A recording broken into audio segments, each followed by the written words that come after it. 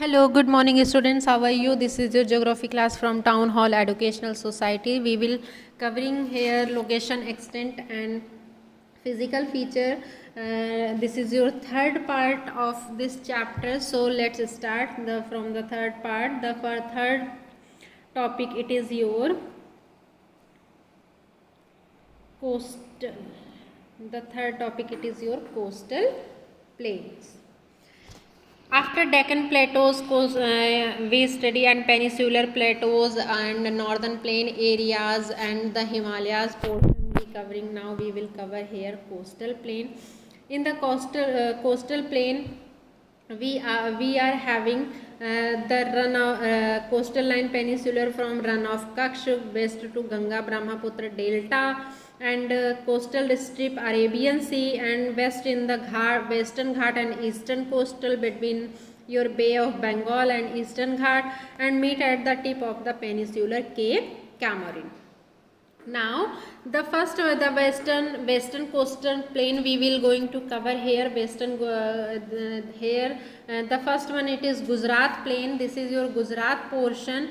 At the Gujarat, this is your run of Kutch. Also you can say that this is a 500 kilometre square area में फैला हुआ है ये आपका, और यहाँ पे सबसे ज़्यादा सिल्ट, डार्क सिल्ट जो है कंपोज्ड किया जाता है. And Kathiawar, this is also, it is your Kathiawar, this is your run of Kutch. Also the Kathiawar located in the south of Kutch and hills, and the hill, it is your Girnar. Girnar. And the Konkan coast in India map you can see here. In India map, this is your Konkan area, and Kanara and Malabar here. The Malabar and Konkan and Kannar area. So these coastal plains are Deccan from Daman to Goa. Daman से लेकर के गोवा का जो area होता है that is your Konkan, and the run of Goa से लेकर के आपका कन्नौर तक, यहाँ तक का जो एरिया होता है that is your Canara. And Malabar, आपका मालाबार तट आपका वेस्टर्न कोस्टल एरिया है, कैनोर से केप कैमरीन तक नीचे के लास्ट एरिया तक that is your Malabar. And इसको कयाल्स के नाम से भी जाना जाता है. ईस्टर्न प्लेन्स में आपका आ जाता है eastern plains. Now eastern plain में आपका नॉर्दर्न किरकार्स आते हैं. आपका बॉर्डर्स है 80 to 100 मीटर्स का आपके बॉर्डर हैं. डिपोजिशनल फीचर्स हैं आपके कोस्टल में, and located bay of Bengal area की तरफ जो है लोकेटेड है ये आपका. यहाँ पे उड़ीसा चिल्का झील, उड़ीसा में चिल्का झील सबसे नमकीन झील है. चिल्का झील उड़ीसा में पाया जाता है, और यहाँ पे ये इसको लीनियर कोस्टल लाइन के नाम से भी जाना जाता है. What are the significance? The significance are of this plain are, you can see here, it is a source of precious minerals. Gujarat is famous for salt sands, and of Kerala coast have a large quantity and which is used for nuclear power. And the port along also here 98% international trade here.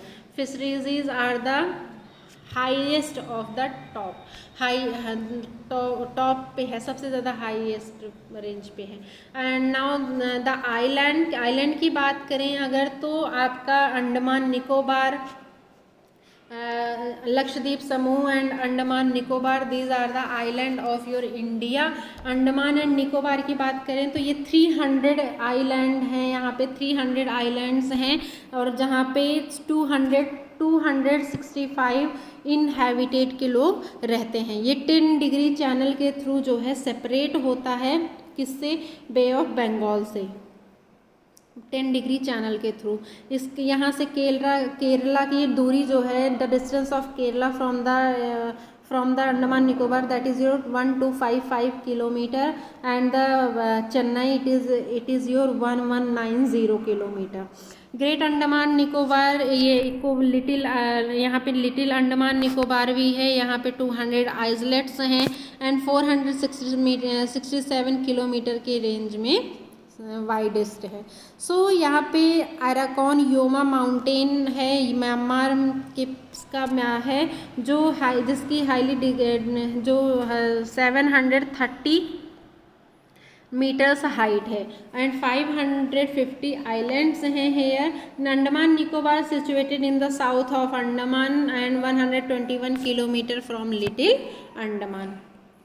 Now there are 19 at the Little Andaman. There are 19 island and 7 inhabitants living here, and the area it is your 1841 square kilometer. Now Lakshadweep and Samu, you can see here, this is Lakshadweep and Samu. Lakshadweep Samu consists 36 island here and 11 inhabited and 280 to 400 kilometre of Kerala coast है. It was constituted as union territory in 1956 as the Laccadive and Minicoy and Amindiv Island and renamed in November 1973 as Lakshadweep. So northern portion it is also called Amindivis and remaining island are called Laccadives, including Minicoy Island.